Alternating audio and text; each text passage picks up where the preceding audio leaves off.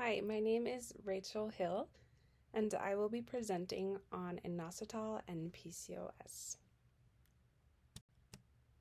So some background information.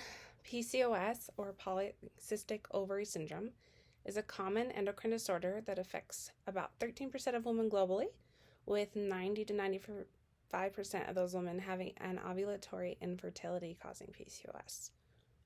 PCOS is characterized by ovulatory dysfunction, oligomenorrhea or menorrhea, insulin resistance, irregular levels of reproductive hormones, which could be the elevated ratio of luteinizing hormone LH to the follicle stimulating hormone FSH, hyperandrogenism, and infertility. So the Rotterdam criteria, which was established in a conference in 2003, requires that an individual have 2 out of the 3 symptoms in order for them to be diagnosed with PCOS. So these symptoms are hyperandrogenism, ovulatory dysfunction, and polycystic ovaries. The current therapy for PCOS worked by targeting those key symptoms of hyperandrogenism and insulin resistance. So inositol was previously known as B8. It is a chemical compound that occurs naturally in plants and animals, and when it was identified that it occurs naturally, that's when they decided it was no longer considered a vitamin. So inositol is structurally very similar to glucose, and it consists of 9 different stereoisomers. 2 of those stereoisomers, myoinositol and D-chiroinositol, have been found to be involved in the insulin signaling process. So for this presentation, the term inositol or inositols will refer to these specific stereoisomers. So if we look at this image here, we have the D-chiroinositol, and the difference here is we have this hydroxyl group where it's pointing down, but then on the myoinositol, this hydroxyl group is upwards. So some significance.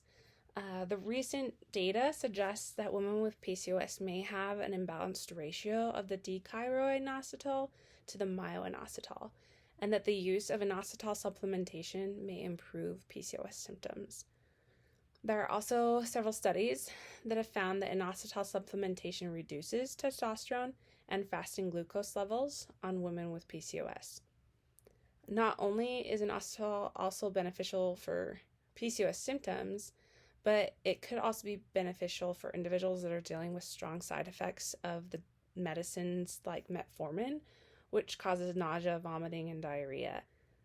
If an individual is able to maybe decrease their metformin dosage and add in inositol, they may be able to relieve some of those symptoms.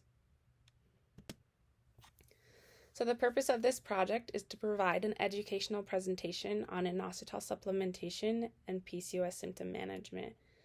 This presentation will be based on literature analyzing the effects of inositol supplementation on PCOS symptoms, with that mainly being insulin resistance. So the research question is for women with PCOS aged 18 to 55, does inositol supplementation improve insulin resistance and overall PCOS symptoms compared to no inositol supplementation? So some definitions. PCOS, as I've already discussed, polycystic ovary syndrome is an endocrine and metabolism disorder that consists of polycystic ovaries, insulin resistance, obesity, and ovulation and infertility. And ovulatory infertility is infertility that's caused by a lack of ovulation. Hyperandrogenism is a condition that consists of having high levels of androgens than what is considered normal. Oligomenorrhea is a condition where menstruation occurs irregularly or infrequently. Amenorrhea is the absence of menstruation. Insulin resistance is a condition where the body is unable to respond to the hormone insulin. And inositol, as I've already discussed, is a chemical compound similar to glucose, previously known as vitamin B8, that naturally occurs in plants and animals, and it has specific stereoisomers, myoinositol and D-chiroinositol, that we will be discussing in this presentation. Homeostatic model assessment for insulin resistance, the HOMA, is a method used to test for both insulin resistance and beta cell function, and they do this through looking at the basal insulin, glucose, and C-peptide levels. Okay, so moving to key findings and starting with insulin resistance. So insulin resistance and metabolism improve with inositol supplementation.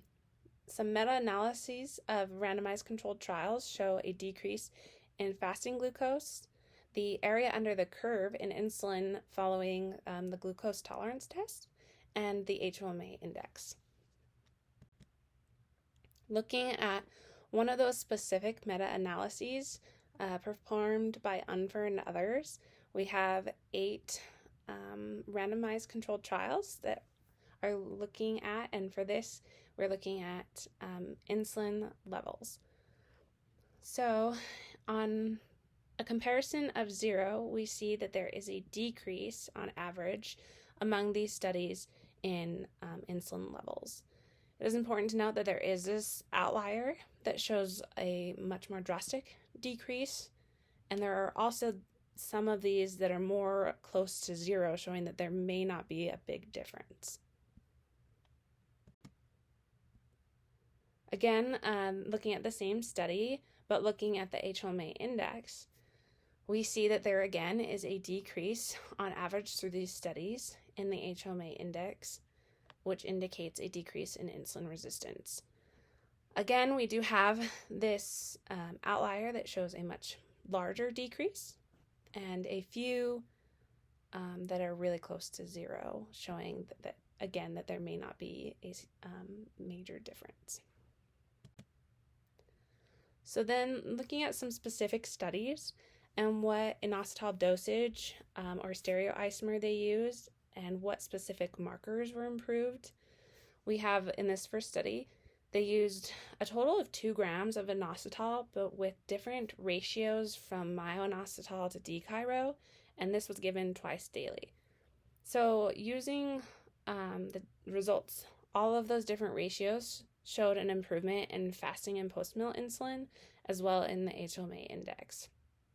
This next study just did 2 grams of myo-inositol twice daily, and they saw an improvement in immunoreactive insulin, HOMA, and glucose. This study here used a combination of myo-inositol and D-chiro with 550 milligrams of myo-inositol and 150 milligrams of D-chiro-inositol, again given twice daily, and they saw an improvement in fasting insulin and the HOMA-IR, which is essentially the same as the HOMA. This next one only looked at D-chiro, and they did 600 milligrams, and then they saw improvement when using the oral glucose test as a marker.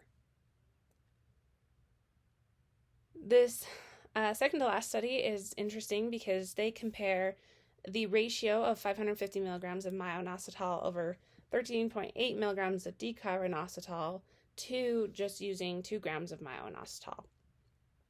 And they saw that fasting insulin and fasting glucose improved more when it had the combination of myo-inositol and D-chiro-inositol than just using regular or only myo-inositol. The final study used 550 milligrams of myo-inositol and 13.8 milligrams of D-chiro-inositol, and it again showed improvement in fasting insulin, fasting glucose, and HOMA. So moving on to some of the other symptoms of PCOS, we have the reproductive hormones. So inositol supplementation has shown to improve testosterone, free testosterone, the androstenedione, sex hormone binding globulin, the LH-FSH ratio, estradiol, and the anti-Mullerian hormone. So looking again at that study by Unfer and others, we see that there is a general trend of a decrease in testosterone levels. Again, there is that same outlier that we have with a few that are on basically on 0, but on average it does show that there would be a decrease. Looking at the androstenedione, it shows a very small decrease on average. This one's a little bit more questionable because androstenedione is a precursor to both testosterone and estrogen. So it is possible that the consistency may depend on the individual and whether or not the individual is showing, if they're showing their androgens decreasing but their estrogen increasing. And you can kind of see that there's a little bit of mixed reviews, where some of them show that there is more of a reduction and some of them saying that there's actually an increase. So looking at the sex hormone binding globulin, this is one that's a little bit different. We want to show an increase in this hormone, and on average that is what we see. Again, there is a few outliers, but generally the trend is showing an increase. This one also compares a 16-week therapy to a 24-week therapy, and it shows that it's about the same. There is a potential to have maybe an increase when used in the 24 weeks, but it's not entirely clear on this one. So looking at cycle regulation and fertility, inositol supplementation has shown to improve cycle regulation, ovulation, oocyte quality, and the total number of embryo transfers in IVF.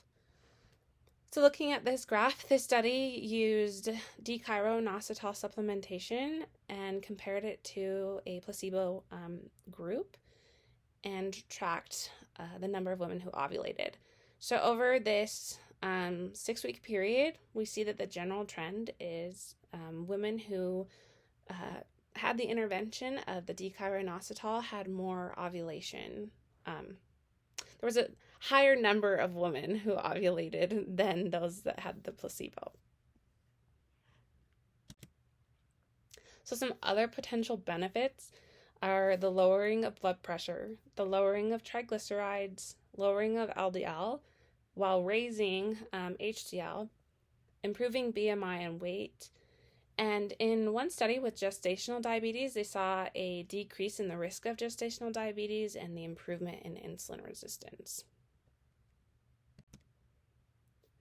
So in summary, inositol supplementation for treating PCOS, particularly that combined usage of myo-inositol and D-chiroinositol, can show an improvement in fasting insulin, fasting glucose, reproductive hormones, cycle regulation and fertility, cholesterol levels, and BMI. So in conclusion, inositol does improve insulin resistance in women with PCOS, and it also improves many other symptoms of PCOS, such as hyperandrogenism, which again is having those high levels of androgens, amenorrhea or oligomenorrhea, which is the lack of menstruation or having irregular menstruation, and anovulatory infertility, which is fertility related to lack of ovulation. And that is the end of my presentation. Here are my references. And thank you for listening.